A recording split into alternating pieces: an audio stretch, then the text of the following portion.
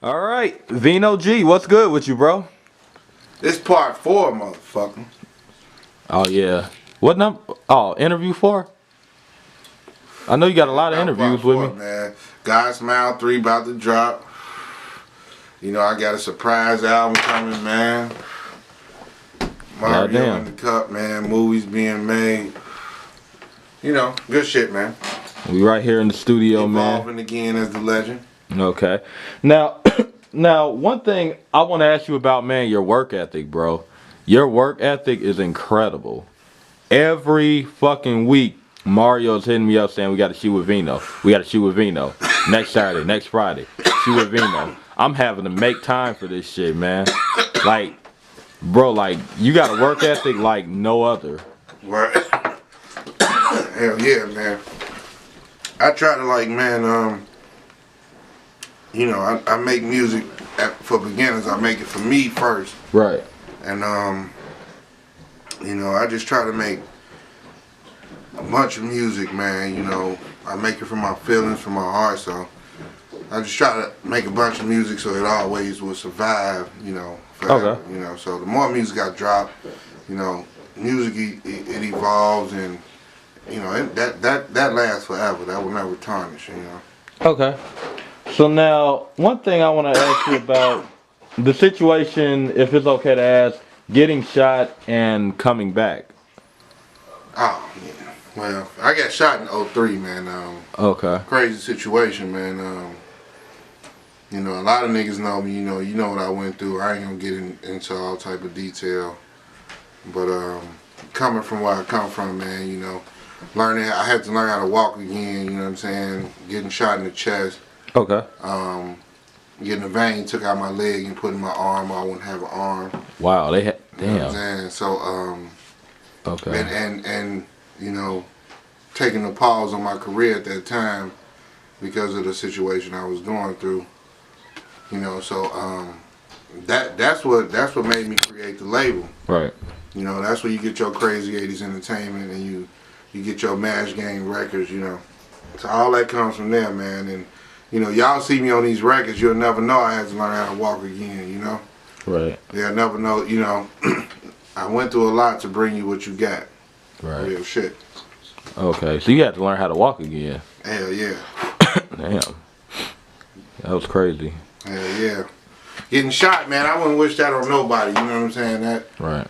That's like you know, that's some crazy shit, man. That shit, you know, going through that, man. But I can tell you, like, that's the reason you get God's smile, you know what I'm saying? Like, the Lord brought me through that, you know what I mean? And you know, I am his smile, you know what I mean? So that's where you get a lot of these records, and you know, I speak for the Lord, man. You know, I speak besides that bullshit. What they call it, Illuminati, nigga. We killing that shit. You already know, man. So I'm a soldier. Okay.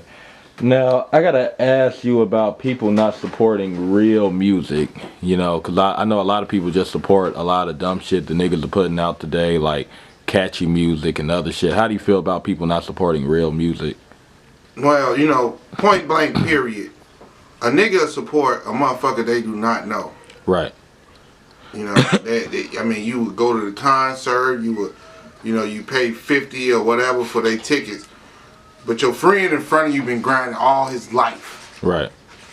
And they wouldn't, you know, I mean, at least in my city, Right. you know, and where I come from, you wouldn't even put $1 into the person in front of you, you know, even if he was a whack ass nigga. I mean, the support system is not there, you know what I mean? So, I mean, that shit is crazy. Like, you know, that's an average in this industry and in this walk of life in Chicago, is that, you know, niggas support all these artists that don't even know your ass breathing or exist. Right. But your homie right in front of you, you know what I mean?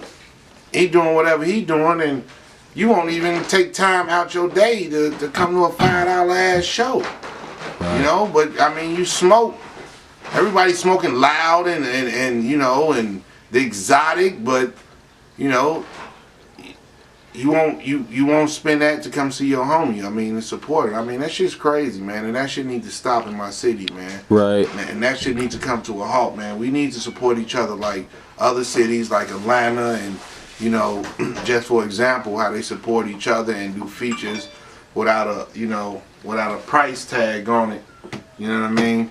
And that's the reason we talk to you niggas on the other side of this camera in this interview. So maybe y'all can open the fucking up, you know what I mean, and realize what's going on, man.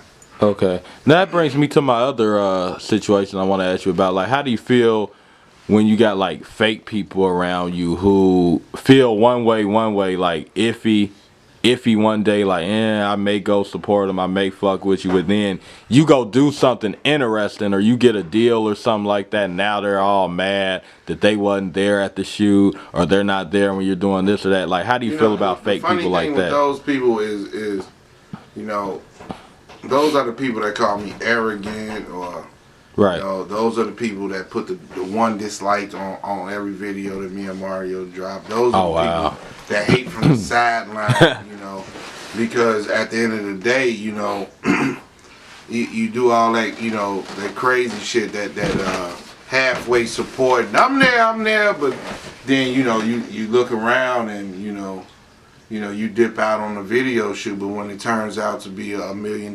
movie, you know, now you want something from it. But you had the same opportunity to stick around and be involved in this $1 million movie. And it's just, and it's no, it's basically just like if you're booked for a video shoot or something like that. Yeah, you're supposed to come to support your homie, and then you leave, and then after you find out they do something dope later that day, now you're pissed off that you wasn't there. Yeah, you're pissed off at the person. I mean, and we all know, I mean, everybody loves to hate the successor. Right. But no one wants to stick with you throughout whatever it takes to make the success. Right. And I mean, that's just what it is, man. I mean, you know, it's a hard ladder that we got to climb. Right. But it's nothing written in stone that everybody should be on this ladder with me.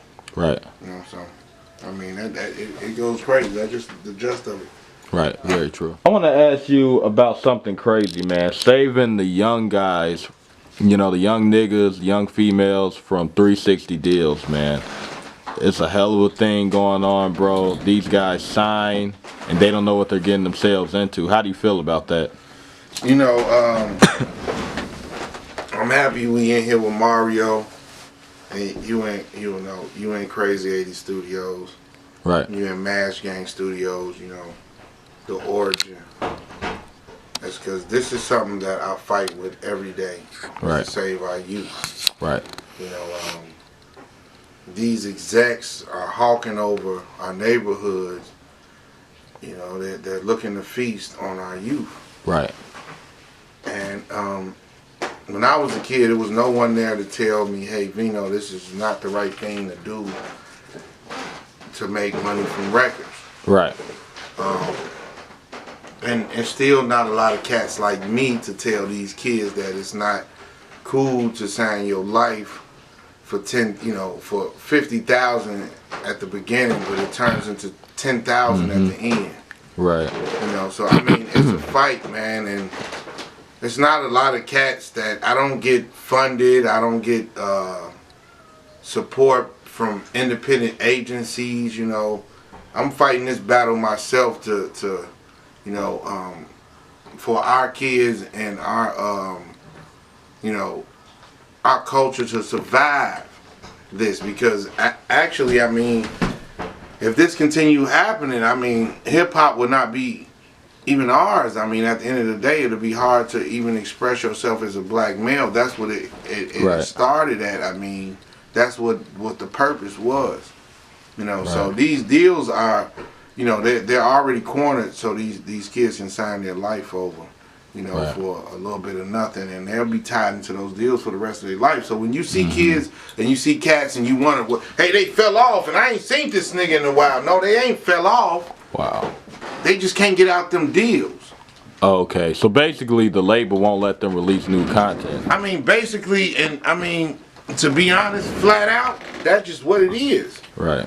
You know, here at my company, you know, this is one thing where I started my label for, is to, you know, to say to kids and, you know, give you an opportunity to speak and be able to continue speaking without a muffle on you.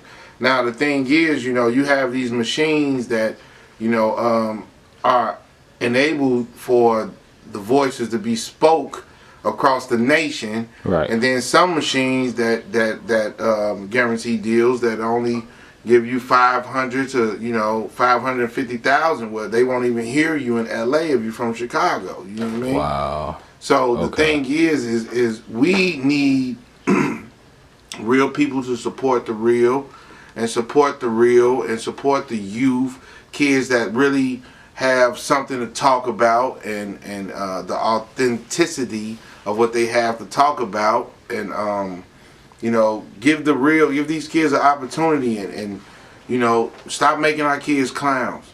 Right. You know, don't stop making a mockery of our kings. Right. You know what I mean? And that, it comes to a point where that needs to stop.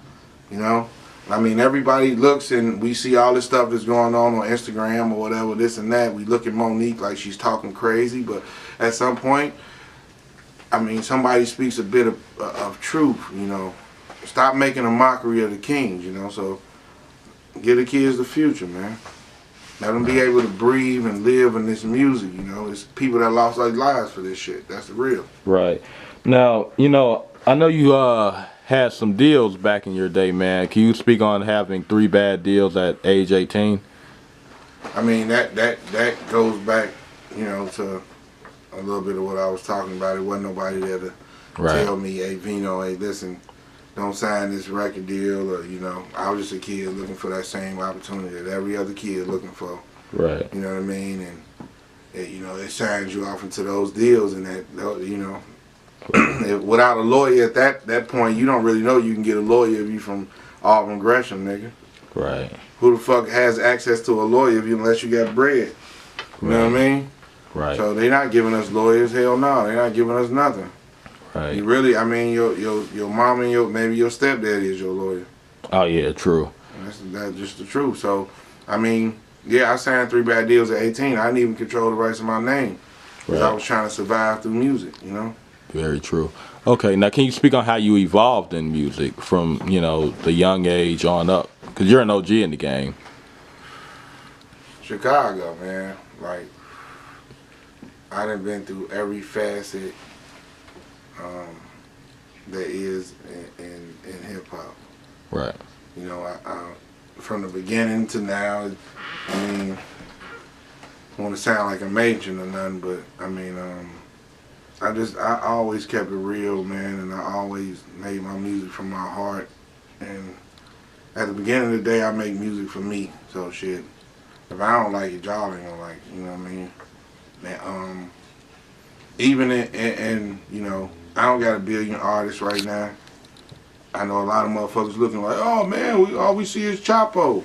Well, that's what I got. You know what I'm saying? And that's what I'm pushing. She's cold too. Very cold. So I mean, you know, I don't need a bunch of motherfuckers, man. So Chapo gonna push the future, and we gonna break this generational curse. You know what I'm saying? And that curse puts us into those bad deals. We gonna sign nothing but good deals, and we got our eyes open. You can't break us with that fake shit no more. You know? Right. Okay. Now, big situation in the media right now, man. How did the death of Kobe Bryant affect you? Because it affected the whole world, especially the black community, man. And like, what happened? How did you feel like about the situation in the news with the Gayle chick and, you know, the white lady saying what she said? How do you feel like? I think there was a situation with Nipsey Hussle where a white woman laughed. And then there was another situation where the lady said Los Angeles niggers or some shit like that. How did you feel when that had happened? I mean, you know, sensitive, man, for me to sum that up. Basically, I mean, because, you know, personally, I don't oblige to the racism. Right. I wasn't a dude that didn't think that didn't exist in our society, because it never stopped existing. Right. I was always military minded, so I was always raised for that, and I always knew like it still existed, you know. So when that was spoke upon Kobe, man, I mean, on that point, you know, that wasn't a surprise. Right. But his death, man, you know, this is my first time I can speak on it on this platform, or you know what I mean, on this level. You know, that affected, man, cause it affected me, cause you know I got kids, you know. Right. And you sit back and you like, damn, you know, to go out the way he went out was crazy. So Right. I think that affected everybody. That fucked everybody up. It really did, man. It was just so random when it happened that day, and a whole lot of shit was going on already. You know. That I mean, and then the helicopter move, you know. Yeah, there was a cartoon that they said predicted it. Yeah, I don't know about that. That's crazy. That it's all they always come with their theories and shit, man. I don't believe in that crazy ass shit, man. Right. I don't believe in that, man. Okay. I don't know if we could, you know, put a different outcome on that one, man.